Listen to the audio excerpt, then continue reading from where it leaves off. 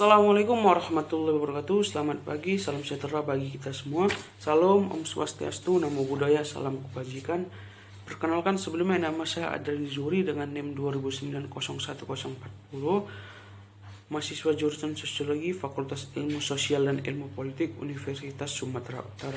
Di sini saya akan menjelaskan dan memaparkan mengenai ancaman disintegrasi yang terjadi di wilayah Aceh melalui komunitas Gerakan Aceh Merdeka.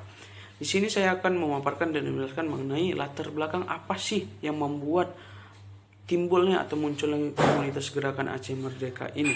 Selanjutnya saya akan menganalisis dari perspektif teori sosiologi Karl Marx mengenai teori konflik Karl Marx mengenai disintegrasi yang terjadi di wilayah Aceh melalui komunitas ini. Selanjutnya saya akan menjelaskan beberapa penyebab dan alasan munculnya Gerakan Aceh Merdeka di wilayah Aceh ini. Yang pertama itu karena banyaknya pihak-pihak yang tidak bertanggung jawab yang ingin mendominasi dan menguasai wilayah Aceh. Dikarenakan wilayah Aceh ini terkenal dengan keunikan kondisi wilayah geografis dengan sumber daya alam yang baik yang sangat menguntungkan, yang memiliki nilai keuntungan ataupun surplus value. Yang kedua itu eksplorasi besar-besaran yang dilakukan beberapa pihak di masa pemerintahan Orde Baru yang menyebabkan ketimpangan pendistribusian, ketimpangan pendapatan antara pusat dan daerah yang membuat pertumbuhan ekonomi di wilayah Aceh dengan sumber daya alam yang baik, tetapi dengan pertumbuhan ekonomi yang mengalami kemunduran ataupun anjlok.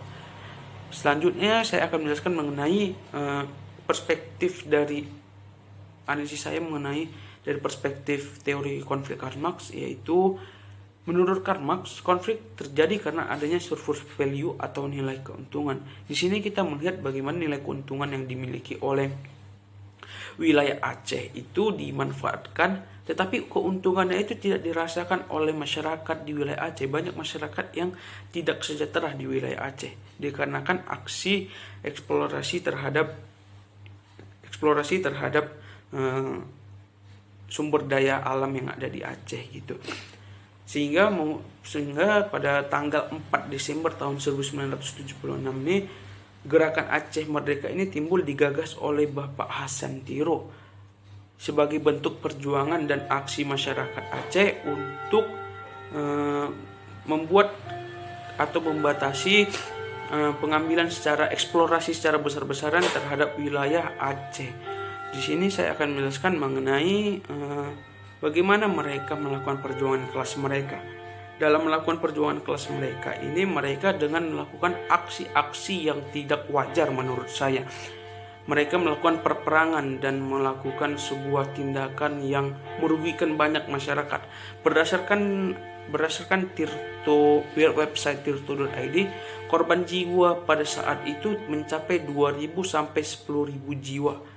Hal ini tentu saja tidak wajar jika kita melakukan perjuangan kelas kita, menyampaikan aspirasi kita mengenai kebijakan-kebijakan yang dibuat sampai harus membuat banyak korban jiwa yang merasa dirugikan. Hal ini tentu saja dikarenakan wilayah Aceh merasa termarginalkan oleh sumber daya alam yang mereka punya gitu. Jadi menyebabkan banyak pihak-pihak yang ingin keluar dari kebijakan-kebijakan pemerintah yang merugikan banyak masyarakat Aceh. Selanjutnya itu dikarenakan banyaknya masyarakat Aceh yang tidak sejahtera dengan kebijakan tersebut, sehingga muncul komunitas Gerakan Aceh Merdeka ini untuk meminta keadilan, kepenyetaraan, bahwasannya kalaupun pusat sejahtera maka daerah pun harus sejahtera gitu. Baik, untuk selanjutnya mungkin akan kita lihat beberapa wawancara saya mengenai pandangan mereka terhadap Gerakan Aceh Merdeka ini di wilayah Aceh itu. Ya Bu Cik, sebelumnya dinanya Bu Cik, ini kan ada tugas untuk ujian kan, tanya, tapi dia ngambil konflik GAM Gerakan Aceh Merdeka. Jadi menurut Abu Cik, pandangan Abu Cik tentang Gerakan Aceh Merdeka itu gimana Bu Cik?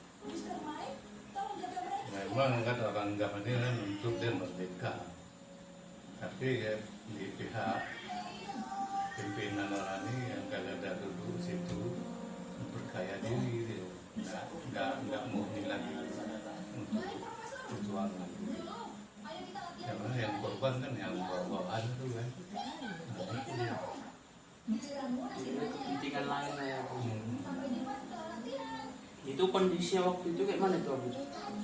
Pas konflik itu di Aceh. Hal itu kalau orang ini kan sistemnya gini deh kan, kalau misalnya dulu berkawan sama tentara kan, itu pas waktu rusuh-rusuh itu nggak mau kawan lagi, karena gini nanti dari pihak orang GAM siapa yang berkawan dengan tentara dibunuh kan, begitu juga dari tentara gitu juga yang berkawan dengan GAM gitu juga, kayak gitu lah, balas dendam gitu. Jadi pas kondisi itu banyak pecah lah ya Bu. Oh iya. Konflik gitu. Itu aja sih Abu. Iya.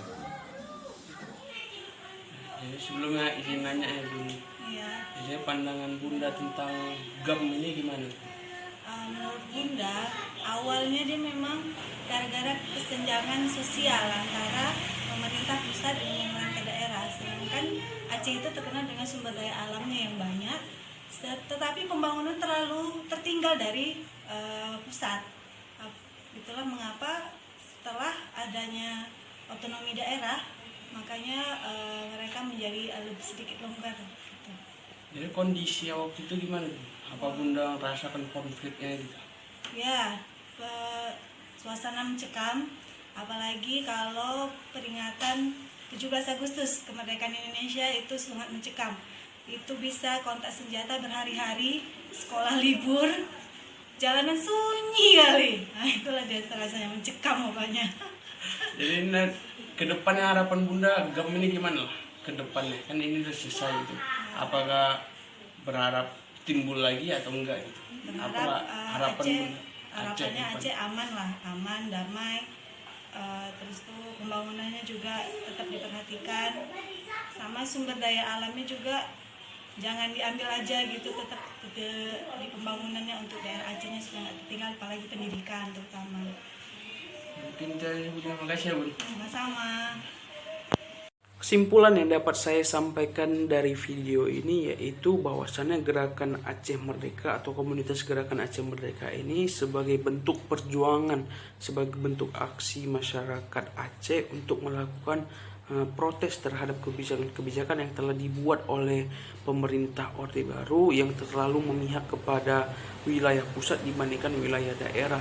Padahal banyak sumber daya alam yang di daerah tersebut digunakan untuk kemajuan di wilayah pusat, sehingga mengalami kemunduran pertumbuhan ekonomi di wilayah Aceh khususnya.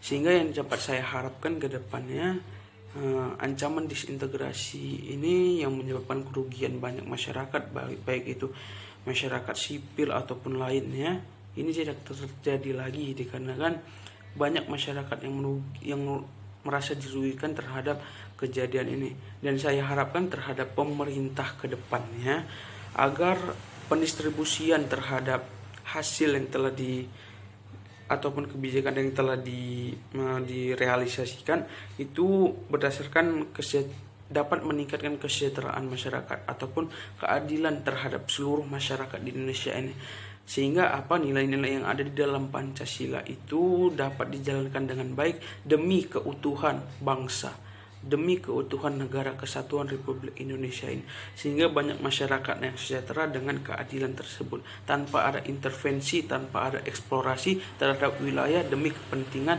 beberapa wilayah di Indonesia ataupun kepentingan pribadi. Demikian itu saja yang dapat saya sampaikan dalam video ini. Terima kasih kepada teman-teman yang telah melihat video ini ataupun menonton video ini. Terima kasih saya ucapkan billahi fisabilil haq fastabiqul khairat. Assalamualaikum warahmatullahi wabarakatuh.